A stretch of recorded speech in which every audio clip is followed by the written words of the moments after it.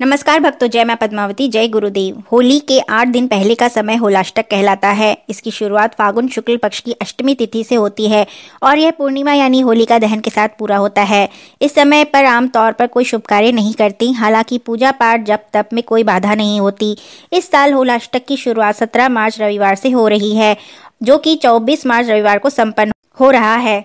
बता दें कि वैसे तो फागुन शुक्ल पक्ष की अष्टमी की शुरुआत 16 मार्च की रात्रि को 9:40 से होगी और 17 मार्च सुबह 9:53 तक रहेगी, लेकिन हिंदू धर्म में तिथि निर्धारण सूर्य उदय के साथ रहने वाली तिथि से 17 मार्च को ही अष्टमी मनाई जाएगी। ऐसी मान्यता है कि होलाष्टक में अष्टमी पर चंद्रमा, नवमी को सूर्य, दशमी पर शनि, एकादश पर शुक्र, द्वादशी पर बृहस्पति, त्रयोदशी पर बुध और चतुर्दशी पर मंगल तथा पूर्णिमा के दिन राहु उग्र अवस्था में होते हैं।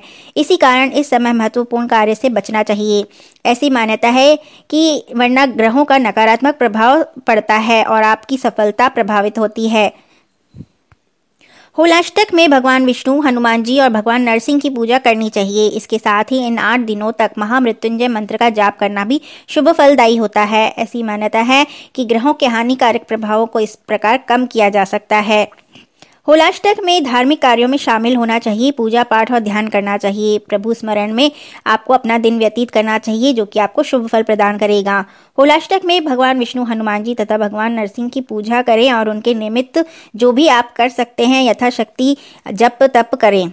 धन संबंधी मामलों में शुभ फल के लिए श्री सूक्त और मंगल ऋण मोचन स्तोत्र का जाप करना चाहिए, जिससे कि कर्ज से छुटकारा मिल जाता है। होलाष्टक में दान का अपना ही महत्व होता है, जो कि कष्टों से मुक्ति दिला सकता है। इस होलाष्टक में किसी भी प्रकार के शुभ कार्य से बचना चाहिए। नए घर में प्रवेश करने से परहेज करना चाहिए। कोई भी वाहन, सोना चांदी आदि नहीं खरीदना चाहिए। शादी विवाह और अन्य संस्कार भी नहीं करने चाहिए। होलाष्टक में कोई भी नया व्यापार कार्य शुरू नहीं करना चाहिए। इस होलाष्टक में धार्मिक मान्यताओं के अनुसार शिव जी की पूजा करने से सभी अनिष्ट दूर होते हैं। इन दिनों भगवान शिव की उपासना करने से नवग्रह शांत होते हैं। होलाष्टक में शिव शक्ति की पूजा करना चाहिए। ओम नमः शिवाय का जाप करना चाहिए।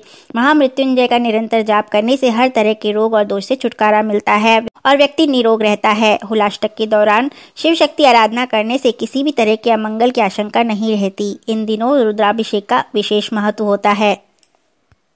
होलाष्टक के दिनों में प्रकृति में नकारात्मकता का प्रभाव होता है। स्वस्तिक से सारे विघ्नों को हरने और अमंगल को दूर करने की शक्ति स्वस्तिक में निहित होती है। होलाष्टक के दौरान हल्दी चावल को पीसकर उसमें गंगा जल मिलाकर अपने मुख्य द्वार पर स्वस्तिक या ओम बनाएं, या फिर 5 रंग के गुलाल लेकर उनको मिलाकर उससे मुख्य द्वार के दोनों तरफ स्वस्तिक बनाएं। ऐसा करने से घर में नकारात्मक ऊर्जा प्रवेश नहीं कर पाती।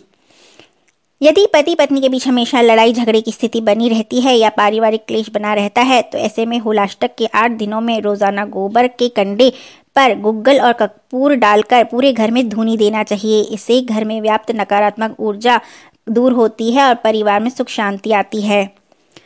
होली से पहले वाले 8 दिनों में भगवान नरसिंह की पूजा करने का विधान ग्रंथों में बताया गया है। मान्यता है इससे रोग और दोष खत्म होते हैं। इन दिनों भगवान विष्णु और श्री कृष्ण की पूजा का करना उत्तम लाभ देता है। होलाष्टक के दौरान गोपाल और विष्णु सहस्त्र नाम का पाठ करने से सभी मनोकामनाएं पूर्ण होती हैं। होलाष्टक के दौरान नित्य प्रति स्नान करके भगवान विष्णु के नरसिंह अवतार की पूजा और स्मरण करने से ही आपके जीवन में बड़ी समस्याओं से मुक्ति मिलनी शुरू हो जाती है। होलाष्टक के दिनों में घर में पीली सरसों, हल्दी की गांठ और गुड़ व कनेर के फूल से हवन करना चाहिए। तत्पश्चात श्री सूक्त का पाठ करना चाहिए। इससे साधक को धन की समस्या का कभी सामना नहीं करना पड़ता।